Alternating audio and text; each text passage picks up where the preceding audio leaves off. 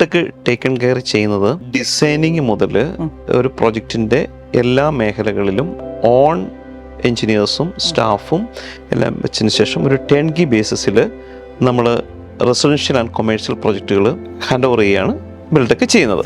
Serene Horizon ഒരു exceptional പ്രോഡക്റ്റാണ്. കാരണം എന്താ വെച്ചാൽ അതിൻ്റെ ഓരോ മുട്ടുസൂചി വാങ്ങിക്കുന്ന തൊട്ട് കംപ്ലീറ്റ് ചെയ്ത കാര്യങ്ങളിലും ഞങ്ങളുടെ എൻ്റെ ടീമും ഇൻവോൾവ്ഡ് ആയിരുന്നു. ഇൻവോൾവ്ഡ് എന്നുള്ള അതൊരു ഭയങ്കര ഡൈനാമിക്സം ആയിരുന്നു.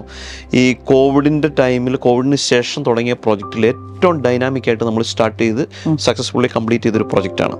അപ്പം എൻ്റെ ടീം പാർഷ്യലി ആണെങ്കിലും ഫുള്ളി ആണെങ്കിലും എൻ്റെ ടീമും ഹോസ്പിറ്റാലിറ്റി പ്രോജക്റ്റിൽ എന്ത് ചെയ്യണോ എന്നുള്ളതിനെപ്പറ്റി ഒരു ലേണിംഗ് പ്ലാറ്റ്ഫോമായിരുന്നു സെറൈൻ ഹൊറൈസൺ. കേരളത്തിൽ ധാരാളം ഇൻവെസ്റ്റ്മെൻറ്റുകൾ ഡെഡ് ആയിട്ടുണ്ട്. പ്രോപ്പർട്ടീസ് വാങ്ങിച്ച ആൾക്കാർക്ക് കറക്റ്റായിട്ടൊരു ഡയറക്ഷൻ ഗൈഡ് ലൈൻസ് കൊടുക്കാൻ പറ്റാതുണ്ട്.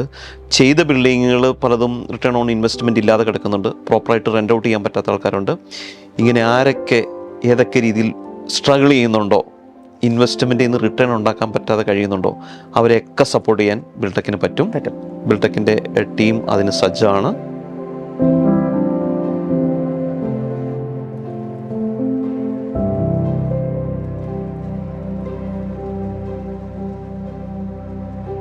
ഹായ് ബിനോയ്. ഹായ് നിമി. നമ്മൾ കുറേ നാളായിട്ടുള്ള പരിചയമുണ്ട്. ഇപ്പോൾ നമ്മൾ പല പ്രോജക്ട്സും നിങ്ങളുടെ കണ്ടിട്ടുണ്ട്.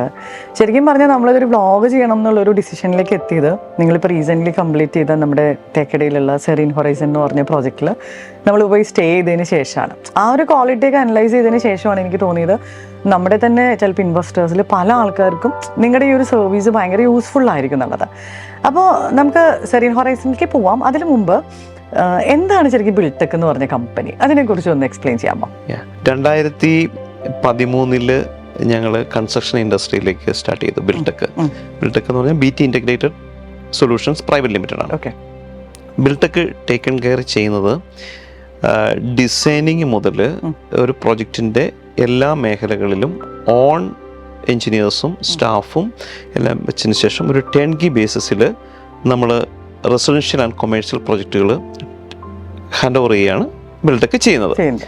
അക്രോസ് കേരളയിൽ നമുക്ക് പ്രോജക്ട്സ് ഉണ്ട്. ഓൾമോസ്റ്റ് 300+ പ്രോജക്റ്റ് നമ്മൾ സക്സസ്ഫുള്ളി ഈ ലാസ്റ്റ് 11 ഇയേഴ്സിനുള്ളിൽ ഈ ഹാൻഡ് ഓവർ ചെയ്തിട്ടുണ്ട്. അതിൽ നിമി ഇപ്പോൾ താമസിച്ചതുപോലുള്ള പ്രൊജക്റ്റുകളുടെ എൻഡ് ടു എൻഡ് കംപ്ലീറ്റ് സൊല്യൂഷൻസും ചെയ്തിരിക്കുന്നത് ബിൽടെക്കാണ്. അപ്പോൾ ബിൽടെക്കിനെ ഒരു വർക്ക് ഏൽപ്പിച്ചു കഴിഞ്ഞ് കഴിഞ്ഞാൽ അതിൽ ക്ലയൻറ്റിനെ സംബന്ധിച്ചോളം ക്ലയൻറ്റിന് യാതൊരു വിധത്തിലുള്ള ഒരു ഹെഡേക്കും ഇല്ലാണ്ട് കംപ്ലീറ്റ് പ്രൊഫഷണൽ ടീമിനെ വെച്ചിട്ട് കോർഡിനേറ്റ് ചെയ്ത് ചെയ്യപ്പെടുന്ന ഒരു പ്രോപ്പർട്ടി ഡെവലപ്മെൻറ്റ് ഫേമാണ് ബിൽടെക്. അപ്പോൾ ശരിക്കും പറഞ്ഞപ്പോൾ നമ്മൾ പറഞ്ഞതിൽ നമ്മൾ കൂടുതലും റെസിഡൻഷ്യൽ പ്രോജക്ട്സ് ആണോ ഇനീഷ്യലി ചെയ്തത്? റെസിഡൻഷ്യലും ഉണ്ട്, കൊമേഴ്ഷ്യലും ഉണ്ട്. നമ്മൾ ഈവൻ കൊച്ചി മെട്രോ പോലുള്ള പ്രോജക്റ്റുകളിൽ നമ്മൾ ഇൻവോൾവ് ആയിട്ടുണ്ട്. എവിടെയാണെങ്കിലും നമ്മളാണ് ഡിസൈനിങ് ടു കംപ്ലീഷൻ വരുന്നത്. എന്താ വെച്ചാൽ ക്ലയൻറ്റിന് അത്രമാത്രം ഇൻവോൾവ് ആയിട്ട് അവരുടെ പ്രോപ്പർട്ടിന്മേൽ അവരുടെ ഡ്രീം, ഇപ്പം റെസിഡൻഷ്യൽ എടുക്കുകയാണെങ്കിൽ അവരെ സംബന്ധിച്ചോളം അവർക്കൊരു സ്വപ്നം ഉണ്ടാവും. ആ സ്വപ്നം 100% സാറ്റിസ്ഫൈ ചെയ്യുന്ന ലെവലിലാണ് ഞങ്ങൾ ഈ പ്രോജക്റ്റുകൾ ടേക്കൺ കെയർ ചെയ്യുന്നത്. അപ്പോൾ ഏത് നിമിഷവും അവർക്കൊരു ചേഞ്ചസ് ഉണ്ടെങ്കിൽ വിളിച്ച് ഓഫീസിൽ സംസാരിച്ചാൽ അല്ലെങ്കിൽ അതിൻ്റെ ആളുടെ അടുത്ത് സംസാരിച്ചു കഴിഞ്ഞാൽ ക്വിക്കായിട്ട് അവർക്ക് അതിനൊരു സൊല്യൂഷൻ നമുക്ക് അവിടെ പ്രൊവൈഡ് ചെയ്യാൻ പറ്റും. സെയിം ടൈം സൈറ്റിലേക്കും പോകാൻ കമ്മ്യൂണിക്കേഷൻ വളരെ ഈസി ആയിരിക്കും. പിന്നെ ഒരു സിംഗിൾ മെൻ കോണ്ടാക്റ്റിൽ ഇവർക്ക് വേണ്ട കംപ്ലീറ്റ് കാര്യങ്ങളും ചെയ്തു കൊടുക്കുന്ന ഒരു സൊല്യൂഷനാണ്. അത് വൈഡ്ലി അക്സെപ്റ്റഡ് ആണ്. ഇതുപോലുള്ള പ്രൊജക്റ്റുകൾ നമ്മൾ ധാരാളം ചെയ്തിട്ടുണ്ട്, ഓൺഗോയിങ്ങുമാണ്. ഇതാണ് ബിൽടെക് ചെയ്യുന്നത്. മെയിൻ ആയിട്ട് ഇതാണ് നമ്മുടെ ഒരു പ്രൊഫൈൽ അല്ലേ? പിന്നിട്ടല്ലോ. പിന്നെ ഇപ്പൊ നമ്മള് ലാസ്റ്റ് താമസിച്ച പ്രോപ്പർട്ടി സെറീൻ ഹൊറൈസൺ എന്ന് പറഞ്ഞ പ്രോപ്പർട്ടി തേക്കടിയിൽ ശരിക്കും പറഞ്ഞ ഭയങ്കര ബ്യൂട്ടിഫുൾ ആയിട്ടുള്ള പ്രോപ്പർട്ടിയാണ്. അതിൻ്റെ ഒരു കോൺസെപ്റ്റും അതുപോലെ തന്നെ അതിൻ്റെ ഒരു കൺസ്ട്രക്ഷനൊക്കെ ഭയങ്കര ഡിഫറെൻ്റ് ആയിരുന്നു. അപ്പോൾ നമ്മൾ ശരിക്കും പറഞ്ഞൊരു 3 ദിവസം അവിടെ നന്നായിട്ട് എൻജോയ് ചെയ്തു. നമ്മൾ 2 ഫാമിലിയൊക്കെ പോയി ഭയങ്കരമായിട്ട് എൻജോയ് ചെയ്ത പ്രോപ്പർട്ടിയാണ്. അപ്പോൾ അന്ന് എന്നോട് പറഞ്ഞിരുന്നല്ലോ ഇതൊരു ഇൻവെസ്റ്റർ ഇങ്ങനെ നിങ്ങളുടെ അടുത്ത് വന്നു, അപ്പോൾ പുള്ളിയുടെ റിക്വയർമെൻറ്റ് ബേസ് ചെയ്തിട്ടാണ് നിങ്ങൾ ഈ ഒരു പ്രോപ്പർട്ടി ചെയ്തെന്നുള്ളത്. അപ്പോൾ നമ്മളെയും ഇതുപോലെ ഒത്തിരി ഇൻവെസ്റ്റേഴ്സ് വിളിക്കാറുണ്ട്. അപ്പോൾ അവർക്ക് പലർക്കും ഇവിടെ ലാൻഡുകൾ ഉണ്ടാവും, പക്ഷെ എന്താ ചെയ്യേണ്ടതെന്ന് അവർക്ക് അറിയില്ല. അപ്പോൾ അങ്ങനെ ഒരു ഇൻവെസ്റ്റർ നിങ്ങളുടെ അടുത്ത് വരികയാണെങ്കിൽ എന്തായിരിക്കും ബിൽടെക് എന്ന് പറഞ്ഞ കമ്പനി ചെയ്തു കൊടുക്കുന്നത്? അതൊന്ന് പറയാമോ? എപ്പോഴും എല്ലാ മലയാളികളെ സംബന്ധിച്ചോളം അവരുടെ നാട്ടിലൊരു ഇൻവെസ്റ്റ്മെൻ്റ് എന്നുള്ളത് ഒരു സ്വപ്നമാണ്. എത്ര വലിയ ബിസിനസ്സുകാരാണെങ്കിലും അവരെ സംബന്ധിച്ചോളം അവരുടെ നാട്ടിൽ അവർക്ക് നാടിനോടുള്ള ഒരു കമ്മിറ്റ്മെൻറ്റ് മലയാളികൾക്കറിയാലോ, പൊതുവെ ഒരു സ്വന്തം നാടിനോടും കേരളത്തോടും ഒരു കമ്മിറ്റ്മെൻറ്റ് കൂടിയ ആൾക്കാരാണ്. അപ്പോൾ അവരുടെ ഒരു സ്വപ്നമാണ് നാട്ടിൽ എന്തെങ്കിലും ചെയ്യുക. ഇപ്പം ധാരാളം, ഇപ്പം നിമ്മി പറഞ്ഞത് വളരെ കറക്റ്റാണ്, ധാരാളം NRIs ഇങ്ങനെയുള്ള ലാൻഡിന്മേൽ ഇൻവെസ്റ്റ് ചെയ്തിട്ടുണ്ട്. ഇവർക്ക് വാട്ട് ഈസ് നെക്സ്റ്റ് എന്നുള്ളത് പ്രോപ്പറായിട്ടൊരു സൊല്യൂഷൻ കൊടുക്കാൻ ഇവിടെ ഒരു ഓർഗനൈസേഷൻ ഇല്ല. അപ്പോൾ ഞങ്ങളുടെ പാർട്ട് അതാണ്. ഞങ്ങൾ ഇതിൻ്റെ കംപ്ലീറ്റ്ലി ഒരു പ്രോജക്റ്റ് കൺസൾട്ടൻ്റ് ആണ്. പ്രോജക്റ്റ് കൺസൾട്ടൻസ് എന്ന് പറഞ്ഞാൽ കംപ്ലീറ്റ് കാര്യങ്ങൾ നമ്മൾ ടേക്കപ്പ് ചെയ്ത് അവർക്ക് വേണ്ടിയുള്ള പ്രോപ്പർട്ടീസ് ബിൽട്ടപ്പ് ചെയ്ത് കൊടുക്കുന്നു. ഇപ്പോൾ നിമ്മി താമസിച്ച സെറൈൻ ഹൊറൈസൺ എന്ന് പറയുകയാണെങ്കിൽ അതൊരു യൂറോപ്യൻ NRIയുടെ ഇൻവെസ്റ്റ്മെൻ്റ് ആണ്. ആള് ഒരു 2022 ലാസ്റ്റിൽ കോവിഡിൻ്റെ ഒക്കെ ടൈമിൽ ഞങ്ങളെ കോണ്ടാക്ട് ചെയ്യുകയുണ്ടായി. കോണ്ടാക്ട് ചെയ്തതിന് ശേഷം പറഞ്ഞത്, എനിക്കൊരു ഇൻ്റർനാഷണൽ ലെവലിലുള്ള ഒരു 5 സ്റ്റാർ റിസോർട്ട്സ് എനിക്ക് തേക്കടിയിൽ കൺസ്ട്രക്ട് ചെയ്യണം, അതിനാണ് ഞാൻ നിങ്ങളെ സമീപിക്കുന്നത്. അപ്പം നമുക്കറിയില്ല, കറക്റ്റ് ക്ലയൻറ്റുമായിട്ട് നേരിട്ട് മീറ്റ് ചെയ്തിട്ടില്ല, ഫോണിലുള്ള കോൺവെർസേഷൻ മാത്രമേ ഉള്ളൂ. 2-3 ഡിസൈൻസ് വരച്ചു. അപ്പോൾ പുള്ളി പറഞ്ഞു, എനിക്ക് കുറച്ചും കൂടെ പ്രീമിയം ആകണം, കുറച്ചും കൂടി ഇത് വേണം. അപ്പം ഞങ്ങൾ അതിൻ്റെ കംപ്ലീറ്റ് ഫ്രീഡം ഞങ്ങൾക്ക് തന്നുകൊണ്ട് ഞങ്ങൾ ആ തേക്കടിയുടെ സെറനിറ്റി കംപ്ലീറ്റ്ലി ആ പ്രോജക്റ്റിലേക്ക് കൊണ്ടുവന്നു. എന്നിട്ട് ഞങ്ങൾ പ്ലാൻ വരച്ചു. വിതിൻ 1.5 months ഞങ്ങൾ കംപ്ലീറ്റ്ലി വർക്ക് ചെയ്തതിന് ശേഷം ഞങ്ങളൊരു പ്ലാൻ സബ്മിറ്റ് ചെയ്തു. ക്ലയൻറ്റ് വന്നു, ഓക്കെ പറഞ്ഞു. ക്ലയൻറ്റ് ഈ കൺസ്ട്രക്ഷൻ തുടങ്ങി തീരുന്നതിനുള്ളിൽ ഒരു 5 പ്രാവശ്യം സൈറ്റ് വിസിറ്റ് ചെയ്തിട്ടുണ്ട്. 5 പ്രാവശ്യം വരുമ്പോഴും വലിയ വലിയ ചേഞ്ചസ് ആണ് അവിടെ കണ്ടുകൊണ്ടിരുന്നത്. അപ്പോൾ അറിയാമല്ലോ, ചില അമ്യൂണിറ്റീസ് ഒക്കെ കണ്ടു കഴിഞ്ഞാൽ അറിയാം, നിങ്ങൾ ഇൻ്റർനാഷണലി യൂറോപ്പിൽ പോയി കഴിഞ്ഞാൽ കിട്ടുന്ന അതേ ഫെസിലിറ്റീസാണ് നമ്മൾ തേക്കടിയിൽ കൊടുത്തിരിക്കുന്നത്. അതിൻ്റെ കാര്യം എന്താ വെച്ച് കഴിഞ്ഞാൽ, മലയാളികളും പുറത്തുള്ള ആൾക്കാരും ഇഷ്ടംപോലെ ട്രാവൽ ചെയ്യുന്നതാണ്. കേരളത്തിൽ ഒരു റിസോർട്ടിൻ്റെ കൺസെപ്റ്റ് എന്താ വെച്ച് കഴിഞ്ഞാൽ, ഒരു 4 വാളിനുള്ളിൽ ഒരു കട്ടിലും ഇട്ട് കഴിഞ്ഞാൽ ഒരു സ്റ്റേ ആയി, അല്ലെങ്കിൽ ആൾക്കാർ വന്ന് താമസിക്കും എന്നുള്ളൊരു കോൺസെപ്റ്റ് ഉണ്ടായിരുന്നു. പക്ഷെ അതൊക്കെ മാറിയെന്ന്. കാരണം ആൾക്കാർക്കൊക്കെ ഇൻ്റർനാഷണൽ ഫെസിലിറ്റീസ് ആണ് വേണ്ടത്. എന്നാൽ മാത്രമേ അവർ ഇങ്ങോട്ട് വരുള്ളൂ. ഇപ്പം നിമ്മി പോയി കഴിഞ്ഞാൽ എനിക്കറിയാം, ഞാൻ അന്ന് ബുക്കിങ്ങിന് തന്നെ വളരെ ബുദ്ധിമുട്ടായിരുന്നു. ഈവൻ സോഫ്റ്റ് ലോഞ്ച് കഴിഞ്ഞിട്ടില്ല. സെലിബ്രിറ്റീസും ഇന്റർനാഷണൽ ബിസിനസ് ഓണേഴ്സും ഒക്കെയാണ് ഇപ്പം അത് യൂസ് ചെയ്യുന്നത്. ഇപ്പോഴും ഫുള്ളാണ്, സ്റ്റിൽ ഫുള്ളാണ്. അപ്പോൾ സോഫ്റ്റ് ലോഞ്ച് കഴിഞ്ഞിട്ടില്ല. അപ്പോൾ ക്ലയൻറ്റ് ഈ റിക്വയർമെൻറ്റ് പറഞ്ഞപ്പം ഇത് കംപ്ലീറ്റ്ലി ഞങ്ങൾ ടേക്കൺ കെയർ ചെയ്ത് ഞങ്ങൾ ഈ ഒരു പ്രോജക്റ്റ് ഓൾമോസ്റ്റ് 40 വെൽ ഫർണിഷ്ഡ് റൂംസും ഇറ്റാലിയൻ മൾട്ടി ക്യൂസിൻ റെസ്റ്റോറൻറ്റ് കണ്ടായിരുന്നല്ലോ, ഓപ്പൺ ടു സ്കൈ ആണ്. ആൻഡ് ദ ലോങ്ങസ്റ്റ് ബ്രിഡ്ജ്, ഏറ്റവും വലിയ ബ്രിഡ്ജുള്ള ഒരു പ്രോപ്പർട്ടിയാണ് തേക്കടിയിൽ. And the swimming pool itself a bigger like an Olympic പൂളിനെ പോലെ തന്നെ വലിപ്പമുള്ള പൂളാണ്. എത്ര ഗസ്റ്റുകൾ വന്നാലും എത്ര ആൾക്കാർക്ക് വേണമെങ്കിലും സ്വിം ചെയ്യാൻ പറ്റുന്ന രീതിയിലുള്ള ഒന്നിലും റെസ്ട്രിക്ഷൻ ഇല്ല. കൂടാണ്ട് പ്രകൃതിയായിട്ട് വളരെ കണക്ട് ചെയ്ത് നിൽക്കുന്നതാണ്. അപ്പോൾ അതിൻ്റെ ഒരു വ്യൂ ഒക്കെ നോക്കി കഴിഞ്ഞാൽ അറിയാം, കംപ്ലീറ്റ്ലി ഒരു വാലിയിലാണ് ഇരിക്കുന്നത്. വാലിയിൽ ഒരു 10 സ്റ്റോറിഡ് ബിൽഡിംഗ് ആണെന്ന് പറഞ്ഞു കഴിഞ്ഞാൽ ഫ്രണ്ടിൽ കൂടെ പോകുന്ന ആൾക്കാർക്ക് അത് അക്സെപ്റ്റബിൾ അല്ല. ദെൻ 16 ബ്യൂട്ടിഫുൾ കോട്ടേജസും ആണ്. ഇങ്ങനെയാണ് ആ പ്രൊജക്റ്റ് നമ്മൾ കംപ്ലീറ്റ് ചെയ്തത്. ഇത് ഇൻ എ വേ നമ്മൾ ടൂറിസം ഇൻഡസ്ട്രിയിലോട്ട് നമ്മുടെ ഒരു ചുവടുവെപ്പായിരുന്നു ആ പ്രൊജക്റ്റ്. അതിനുശേഷം നമ്മളൊരു ഓൾമോസ്റ്റ് ഒരു 6ഓളം പ്രൊജക്റ്റ് ഇപ്പം ഓൺഗോയിങ് ആണ്. ഇൻ ഷോർട്ട്, ഒരു 250+ crore ഇൻവെസ്റ്റ്മെൻ്റ് ആണ് നമ്മൾ ലാസ്റ്റ് 2 yearsനുള്ളിൽ ഹോസ്പിറ്റാലിറ്റി ഇൻഡസ്ട്രിയിലേക്ക് കേരളത്തിൽ മൂന്നാർ, തേക്കടി, ആലപ്പി, കോവളം ഇങ്ങനെയുള്ള സ്ഥലങ്ങളിൽ നമ്മൾ ഇൻവെസ്റ്റ് ചെയ്യിപ്പിച്ചത്. ബിൽടെക് ത്രൂ വന്നത്. അപ്പം അത് ഞങ്ങളെ സംബന്ധിച്ചിടത്തോളം ഞങ്ങളുടെ ക്ലയൻറ്റും അവർക്കൊപ്പം ഞങ്ങളും ഹാപ്പിയാണ്. ദെൻ ഇൻവെസ്റ്റ്മെൻറ്റിൻ്റെ റിട്ടേൺ ആണ് ഇവരൊക്കെ എപ്പോഴും നോക്കുന്നത്. ഞാൻ പറഞ്ഞല്ലോ, ബിൽടെക് എന്ന് പറഞ്ഞാൽ കംപ്ലീറ്റ്ലി ഒരു പ്രോജക്റ്റ് സൊല്യൂഷൻ കമ്പനിയാണ്. അപ്പോൾ ഞങ്ങൾ ഇതിൻ്റെ ഫീസിബിലിറ്റി, ഇപ്പോൾ ഏതൊരു വേക്കൻ ലാൻഡ് ആണെങ്കിലും ആ ലാൻഡിൽ ചെയ്യാൻ പറ്റുന്ന ഒരു പ്രോജക്റ്റിൻ്റെ ഫീസിബിലിറ്റി കംപ്ലീറ്റ്ലി സ്റ്റഡി ചെയ്ത് അത് കറക്റ്റായിട്ട് ആപ്ലിക്കബിൾ ആകുന്ന രീതിയിലാണ് ഇപ്പോഴും ഞങ്ങളൊരു പ്രോജക്റ്റ് സബ്മിറ്റ് ചെയ്യുന്നത്. അപ്പോൾ ഇൻവെസ്റ്ററെ സംബന്ധിച്ചോളം ROI അഷ്വേർഡ് ആണ്, ദെൻ പ്രോഫിറ്റബിൾ ആയിരിക്കും. ആൻഡ് ദ ഓണർഷിപ്പ് എന്ന് പറഞ്ഞാൽ 100% ക്ലയൻറ്റിനായിരിക്കും.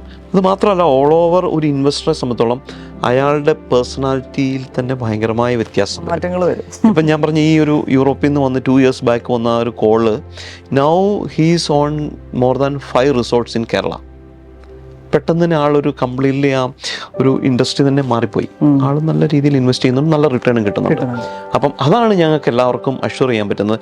എവിടെയൊക്കെ വേക്കൻ്റ് ആയിട്ട് ലാൻഡ് ഉണ്ടോ, കൊമേഴ്ഷ്യൽ ലാൻഡാണോ, അതിനെ ബിൽടെക് ത്രൂ നമുക്ക് കൺവേർട്ട് ചെയ്യാൻ പറ്റും. ഫുൾ കാര്യങ്ങൾ നിങ്ങൾ ചെയ്ത് റെഡിയാക്കി കൊടുക്കും ക്ലയന്റിന്. അത് ഇപ്പം നമ്മളുടെ അടുത്ത് വിളിക്കുന്ന പല ഇൻവെസ്റ്റേഴ്സിൻ്റെ ടെൻഷൻ എന്താണെന്ന് വെച്ച് കഴിഞ്ഞാൽ, നമ്മളൊരാളെ ഏൽപ്പിച്ച് കഴിഞ്ഞാൽ അയാൾ പിന്നെ സബ് കൊടുത്ത് അപ്പം മൊത്തം ടെൻഷനാണ്. പറഞ്ഞ സമയത്ത് കാര്യങ്ങൾ നടക്കില്ല. ഒരു പഞ്ചവത്സര പദ്ധതി പോലെ ഇതിങ്ങനെ അപ്പോൾ അതുകൊണ്ടാണ് ശരിക്കും പറഞ്ഞ കുറേ ആൾക്കാർ ഇവിടെ അങ്ങനത്തെ ഇൻവെസ്റ്റ്മെൻറ്റ്സ് ഒന്നും അവരെ കൂടുതലും അതിലേക്ക് വരാത്തത് അതുകൊണ്ടാണ് എനിക്ക് തോന്നിയിട്ടുണ്ട്. അപ്പം ഞാൻ അന്ന് പോയി ഈ പ്രോപ്പർട്ടി കണ്ടു കഴിഞ്ഞപ്പോഴാണ് നമ്മൾ അതിൻ്റെ ഒരു ഇത് ക്വാളിറ്റി കണ്ടപ്പോഴാണ് നമുക്ക് തോന്നിയത് എന്തായാലും നമുക്ക് വ്ളോഗ് ചെയ്യണം. കാരണം ഇങ്ങനെയുള്ള ഒരുപാട് പേര് നമ്മുടെ സബ്സ്ക്രൈബേഴ്സിലുണ്ട്. അപ്പോൾ അവർക്ക് എന്തായാലും അതൊരു യൂസ്ഫുൾ ആയിരിക്കും എന്ന് തോന്നുന്നു. നമ്മൾ ആ പ്രൊജക്റ്റിൻ്റെ കാര്യം ഇപ്പം സെറൈൻ ഹൊറൈസൻ്റെ കാര്യം പറഞ്ഞു, നമ്മൾ വളരെ ഫാസ്റ്റ് ആയിട്ടായിരിക്കും എല്ലാ പ്രൊജക്റ്റും എക്സിക്യൂട്ട് ചെയ്യുന്നത്. നമുക്കറിയാം ഇൻവെസ്റ്റ് ചെയ്യുന്ന ആൾക്ക് ക്വിക്കായിട്ട് എമൗണ്ട് റിട്ടേൺ കൊടുക്കുക എന്നുള്ളതാണ് എപ്പോഴും ഒരു പ്രോപ്പർട്ടി ഡെവലപ്പറെ സംബന്ധിച്ചോളം നമ്മുടെ ചലഞ്ച്. ഞങ്ങളിപ്പോൾ ആ പ്രൊജക്റ്റ് തുടങ്ങിയിട്ട് 1.5 years നമ്മൾ കംപ്ലീറ്റ് ആക്കി.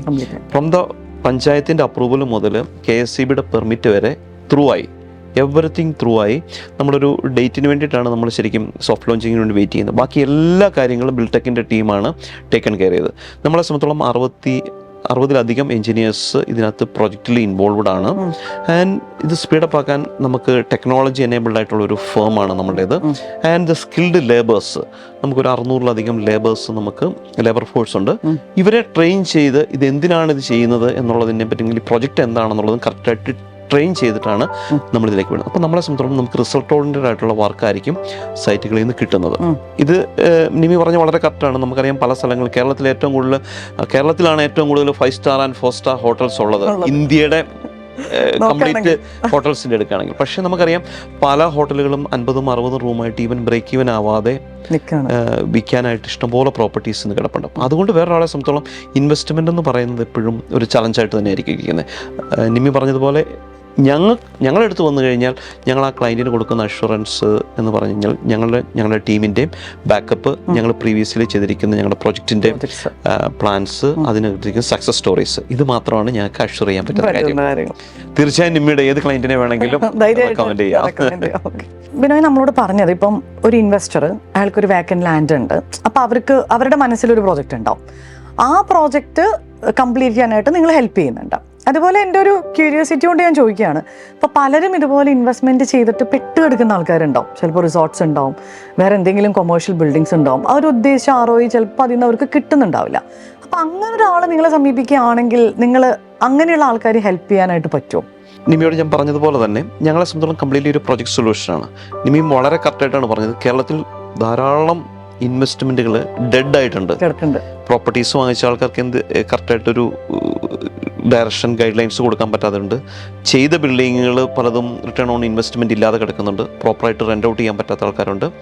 ഇങ്ങനെ ആരൊക്കെ ഏതൊക്കെ രീതിയിൽ സ്ട്രഗിൾ ചെയ്യുന്നുണ്ടോ, ഇൻവെസ്റ്റ്മെൻറ്റിൽ നിന്ന് റിട്ടേൺ ഉണ്ടാക്കാൻ പറ്റാതെ കഴിയുന്നുണ്ടോ, അവരെയൊക്കെ സപ്പോർട്ട് ചെയ്യാൻ ബിൽടെക്കിന് പറ്റും.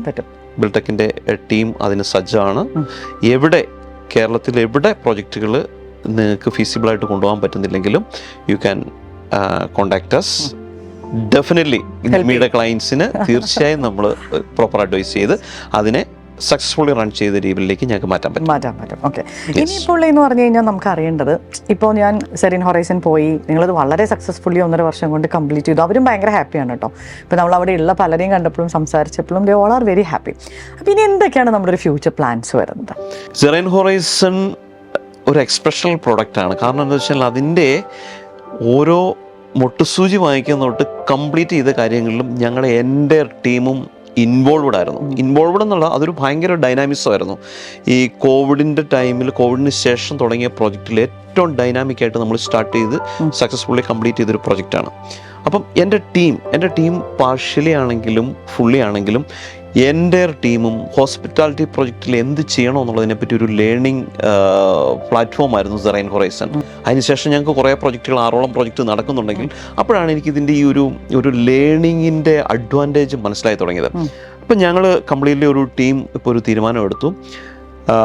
നെക്സ്റ്റ് 5 years ഒരു ടാർഗറ്റ് നമ്മൾ ചെയ്തിട്ടുണ്ട്. ഈ ടാർഗറ്റിനുള്ളിൽ ഒരു 700 crores ഇൻവെസ്റ്റ്മെൻറ്റ്, ഒരു 10 projects ഞങ്ങൾ പ്രോപ്പർട്ടീസ് എല്ലാം ഐഡൻറ്റിഫൈ ചെയ്തു.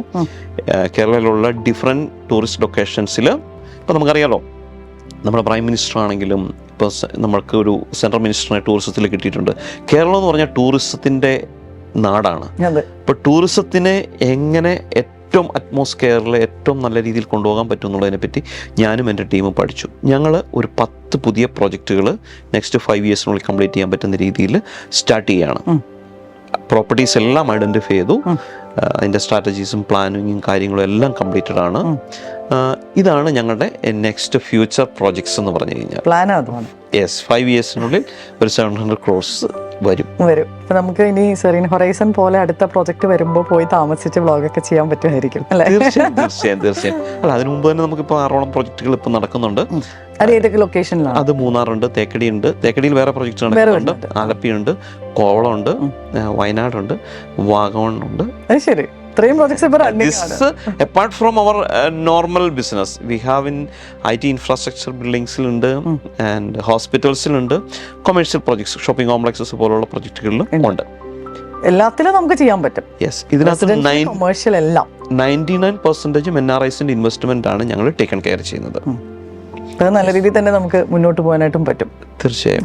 അപ്പം താങ്ക് യു. അപ്പം ഇനി പുതിയ പ്രോജക്റ്റ് ആയി കഴിയുമ്പോൾ നമുക്ക് അതൊക്കെ വ്ളോഗ് ചെയ്ത് വീണ്ടും ഇരിക്കാം. തീർച്ചയായും നമുക്കൊരു 6 monthsനുള്ളിൽ തന്നെ വീണ്ടും ഇരിക്കാം. Thank you thank you Nimmi.